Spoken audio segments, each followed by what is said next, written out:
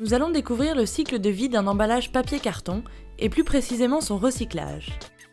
Un flux circulant de matière se crée, c'est la base de l'économie circulaire. La durée de vie utile de la matière s'allonge, les impacts sur l'environnement diminuent, les produits usagés deviennent des ressources et la vie de la matière se poursuit.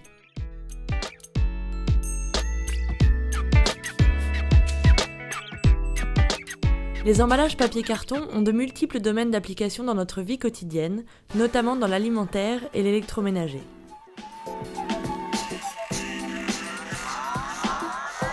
Les collectes sélectives mises en place par les collectivités et alimentées par le citoyen permettent le recyclage des emballages. Les emballages usagés sont acheminés vers un centre de tri.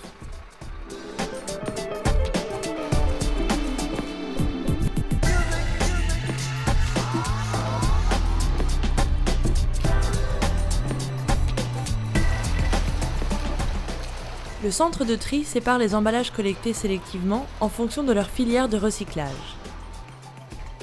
Il doit éviter la présence d'éléments non fibreux, tels que les bouteilles plastiques ou les boîtes de conserve, qui compromettent la qualité et l'efficacité du recyclage et qui relèvent d'autres filières de recyclage. Les produits obtenus sont homogènes et directement recyclables par le papetier.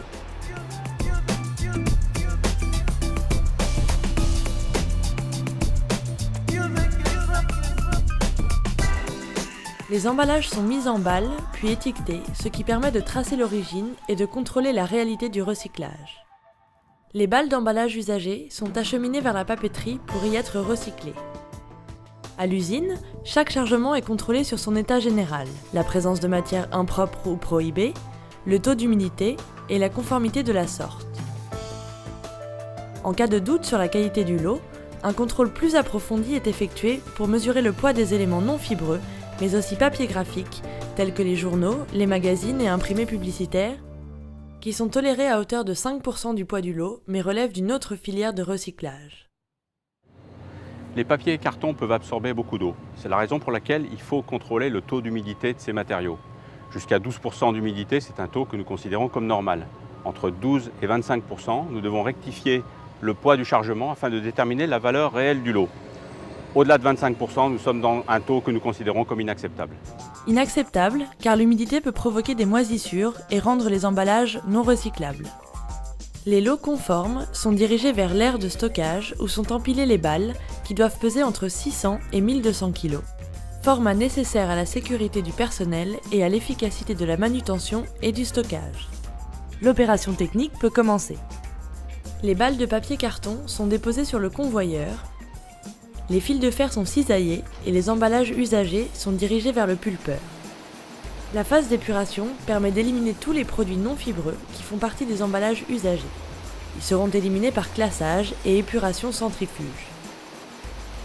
Le rôle du pulpeur est de brasser le papier récupéré avec de l'eau afin de casser les liaisons entre les fibres qui composent le papier et d'en enlever également les emballages plastiques, polystyrène qui ont pu échapper au tri préalable au papier.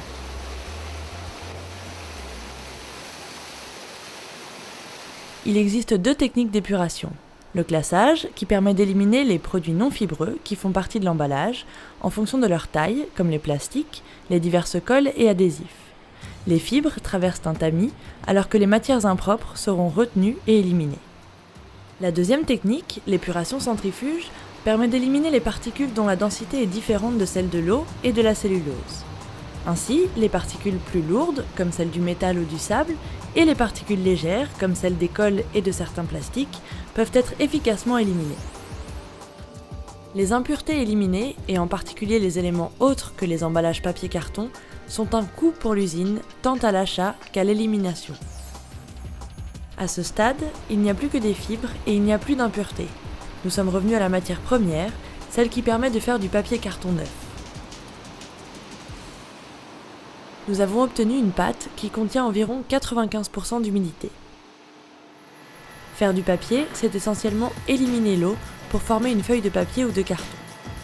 La phase de production du papier ou du carton est la même, qu'elle soit réalisée à partir de pâtes recyclées ou de pâtes vierges. Les fibres sont déposées sur une toile en mouvement où elles s'égouttent pour former un matelas fibreux, qui est ensuite pressé puis séchés sur des cylindres chauffés à la vapeur pour former la feuille.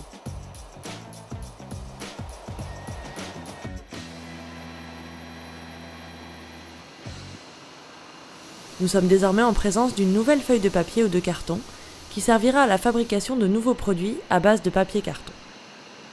La feuille est enroulée autour d'un mandrin pour former une bobine appelée bobine mère. Le papier carton doit répondre à des exigences strictes. Des tests sont donc réalisés pour vérifier sa qualité, comme sa résistance à l'éclatement ou à la compression. La bobine mère est découpée en plusieurs bobines filles en fonction de la demande des clients. Les bobines filles sont étiquetées et stockées pour assurer la traçabilité. Les bobines filles sont livrées chez les onduleurs qui fabriqueront de nouveaux emballages. Grâce au recyclage, la matière continue sa vie utile. La fibre a plusieurs vies. En moyenne, elle est actuellement recyclée 5 fois. La réutilisation de la matière évite d'en produire de nouvelles. Les emballages ménagers peuvent devenir des boîtes de glace qui pourront elles-mêmes être recyclées. Votre geste de tri permet de réduire l'impact environnemental des emballages et de gérer durablement les ressources naturelles.